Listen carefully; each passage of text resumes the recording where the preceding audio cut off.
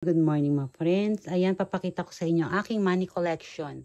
Mag-start tayo sa 1,000 bill na bago. Ayan, agila na siya.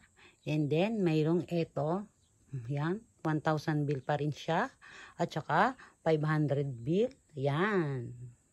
And then, 200 bill. Ayan, collection money. Ayan, 100. Ayan. At ang 100 na luma, ayan, meron ako niyan. At ang 50 pesos na luma. Ay, bago pa pala to. Ito pala yung luma. Ayan, ang lumang pera na 50 pesos. At ang 20 pesos, ayan. Ito ay siguro mga hindi na to nabibili. Tsaka yung 100, yan.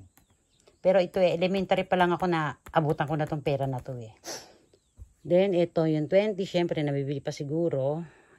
Parang coins na yata ang ano ngayon. 10 pesos, 5 pesos. Mga wala na to sa ano ngayon Ayan, 2 pesos. At ang ito luma. Pero may pinakaluma pa dyan. Ito ang pinakang luma.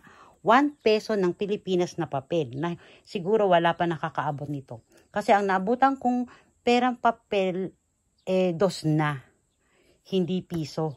Ito ang piso ng Pilipinas, di ba? Nabutan ko, coins na Hindi pa ako pinapanganak siguro. Ito na yung pinakang papel ng Pilipinas na 1 peso. Tingnan nyo.